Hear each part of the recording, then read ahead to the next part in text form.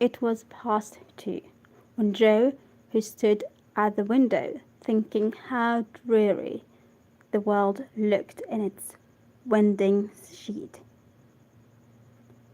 winding sheet of snow, heard a movement by the bed, and turning quickly saw Meg kneeling before their mother's easy chair, with her face hidden. A dreadful fear passed coldly over Joe as she thought, Beth is dead, and Meg is afraid to tell me. She was back in her post in an instant, and to her excited eyes a great change seemed to have taken place. The fever flush and the look of pain were gone, and the beloved little face looked so pale and peaceful in its utter repose, that Joe felt no desire to weep or to lament. Leaning low over this dearest of her sisters, she kissed the damp forehead with her heart on her lips and softly whispered, Goodbye, my Beth, goodbye. As if waked by the stare. Hannah started out of her sleep, hurried to the bed, looked at Beth, felt her hands, listened at her lips, and then, throwing her apron over her head, sat down to rock to and fro, exclaiming under her breath, The fever's turned, she's sleeping natural. Her skin's damp. Natural? I think this is an accent. And she breathes easy. Praise the Giffen. Oh my goodness me. Before the girls could believe the happy truth, the doctor came to confirm it. He was a homely man, but they thought his face quite heavenly when he smiled and said, with a fatherly look at them, Yes, my dears, I think the little girl will pull through this time.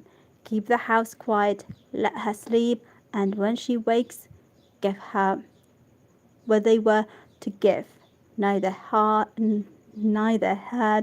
for both crept into the dark hall, and sitting on the stairs, held each other close, rejoicing with hearts too full for words. When they went back to be kissed and cuddled by faithful Hannah, they found Beth lying as she used to do, with her cheek pillowed on her hand, the dreadful pallor gone. Pallor? And breathing quietly as if just falling asleep. If mother would only come now, said Joe, as the winter night began to wane. See, said Meg, coming up with a wide half-opened rose. I thought this would hardly be ready to lay in Beth's hand tomorrow if she went away from us, but it has blossomed in the night, and now, I mean to put it in my vase here, so that when the darling wakes, the first things she sees will be the little rose on mother's face. Never had the sun risen so beautifully, and never had the world seemed so lovely as it did to the heavy eyes of Meg and Joe as they looked out in the early morning when the long, sad vigil, okay, either way, I don't care. Vigil was done. It looks like a fairy world, said Meg, smiling to herself as she stood behind the curtain, watching the dazzling sight. Hark! Cried Joe, starting to her feet. Yes, there was a sound of bells at the door below, a cry from Hannah, and then Laurie's voice saying in a joyful whisper, "Girls, she's come. She is come." Alrighty. Amy's Well, Chapter 19. While these things were happening at home, Amy was having hard times at Aunt March's. She felt her exile deeply and, for the first time in her life, realized how much she was beloved and petted at home.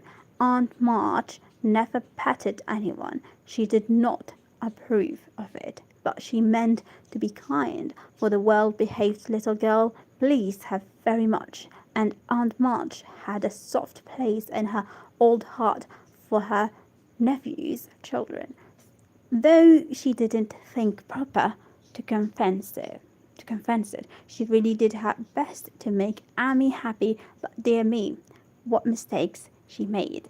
Some old people keep young at heart in spite of wrinkles and grey hair, can sympathize with children's little cares and joys, make them feel at home, and can hide wise lessons under pleasant plays, giving and receiving friendship in the sweetest way. But Aunt March had not this gift, and she worried Amy very much with her rules and orders, her prim ways, and long prosy talks, finding the child more docile. Okay, I'm gonna have this one, and this. Okay, what is it? Yes, this one too. It's a little bit harder to pronounce. It's difficult. It's not difficult, but I don't know how to pronounce it. Alrighty, and amiable. And amiable than her sister. The old lady felt it her duty to try and counteract as far as possible the bad effects of home freedom and indulgence. So she took Amy in hand and taught her as she herself had been taught 60 years ago, a process which carried dismay to Amy's soul and made her feel like a fly in the web of a very strict spider. She had to wash the cups every morning and polish up the old-fashioned spoons, the fat silver teapot, and the glasses till they shone. Then she must dust the room, and what a trying job that was. Not a speck escaped Aunt March's eye, and all the furniture had glow legs, and much carving which was never dusted to suit. Then Polly must be fed. The lap dog come bed, and a dozen trips upstairs and down to get things or to deliver orders, for the old lady was very lame and seldom left her big chair after these tiresome labors, whatever. Let me have it. She must do her lessons, which was a daily trial of every virtue she possessed. Then she was allowed 1 hour for exercise or play, and didn't she enjoy it? Laurie came every day and wheedled Aunt March till Amy was allowed to go out with him. When they walked and rode and had capital times after dinner, she had to read aloud and sit still while the old lady slept, which she usually did for an hour, and she dropped off over the first page. Then patchwork of towels appeared, and Amy sewed, I think. Let me have it. Sewed or swayed? Sewed with outward meekness. Alrighty, I'm just gonna highlight this one. and inward rebellion till dusk, when she was allowed to amuse herself as she liked till tea time. The evenings were the worst of all, for Aunt March fell to telling long stories about her youth, which was so unutterably, unutterably, okay, unutterably dull that Amy was always ready to go to bed, intending to cry over her hard fate, but usually going to sleep before she had squeezed out more than a tear or two. Alrighty, I have this one. If it had not been for Laurie and old Esther, Esther, Esther, I think, the maid, she felt that she never could have got through that dreadful time. The parrot alone was enough to drive her distracted from for he soon felt that she did not admire him, and revenged himself by being as mischievous as possible. He pulled her hair whenever she came near him, upset his bread. No, it's bread or breed. Yeah, his bread and milk to plug her when she had newly cleaned his cage, made Mob bark by pecking at him while Madame Dozed called her names before company and behaved in all respects like a reprehensible old bird. Then she could not endure the dog, a fat, cross beast, who snarled and yelped at her when she made his toilet. Okay, this one. Alrighty, and who lay on his back with all his legs in the air and a most idiotic expression of countenance when he wanted something to eat, which was about a dozen times a day.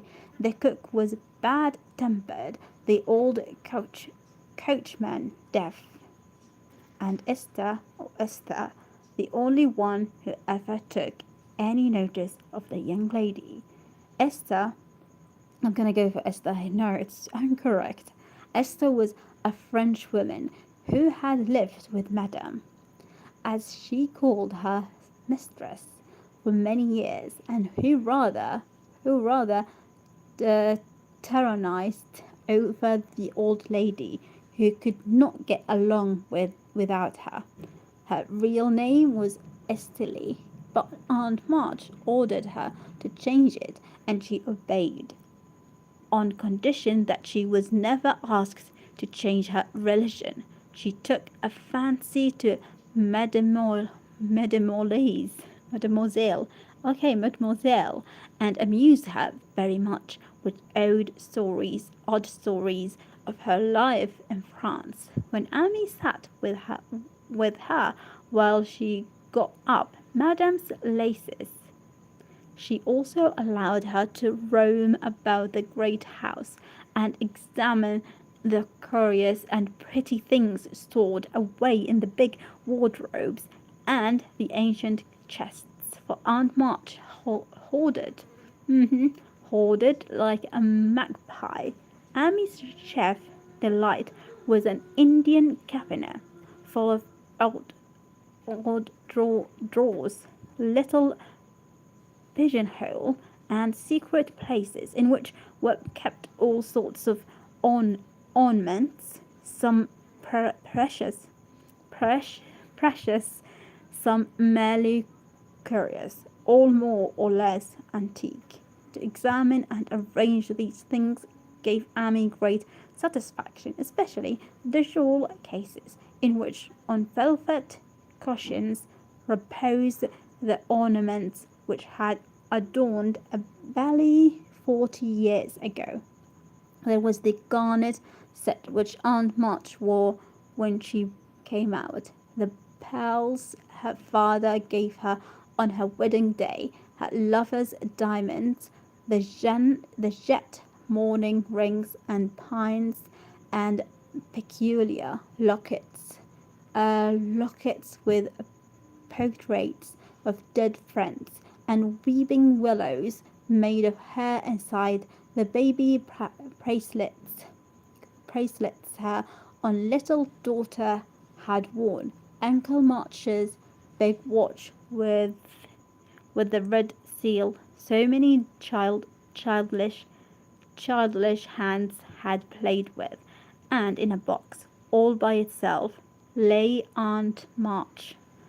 Lay Aunt March's wedding ring, too small now for her fat finger, but put carefully away like the most precious jewel of them all. Which would Mademoiselle choose if she had her will? Asked Esther, who always sat near to watch over and look up the valuables. I like the diamonds first, but there's no necklace among them, and I'm fond of necklaces. They are so becoming. I should choose this if I might, replied Amy, looking with great admiration at a string of gold and ebony beads, from which hung a heavy cross of the same. I too coveted that, but not as a necklace. No. To me, it is a rosary, and as such I should use it like a good Catholic, said Esther, eyeing the handsome thing wistfully. Is it meant to use as you use the string of good smelling wooden beads hanging over your glass? Asked Amy. Truly yes, to pray with. It would be pleasing to the saints if one used so fine a rosary as this instead of wearing it as a vain bijou. I think it's bijou. Let me see, it's 17 minutes. It's good. You seem to take a deal of comfort in your prayers, Esther, and always come down looking quiet and satisfied. I wish I could. If Mademoiselle was a Catholic, she would find true comfort. But as that is not to be, it would be well if you went apart each day to meditate and pray, as did the good mistress whom I served before Madame. She had a little chapel, and in it found solacement for much trouble. Would it be right for me to do so too? Asked Amy, who in her loneliness felt the need of help of some sort, and found that she was about to forget her little book, now that Beth was not there to remind her of it. It would be excellent and charming, and I shall arrange the little dressing room for you if you like it. Say nothing to Madame, but when she sleeps, go you and sit alone a while to think good thoughts and pray the dear God to preserve sister. Esther was truly pious. No, is this one? Highlighted. I may have it. Yeah, and quite sincere in her advice, for she had an affectionate heart and felt much for the sisters and their anxiety. Amy liked the idea and gave her leave to arrange the light closet next her room, hoping it would do her good.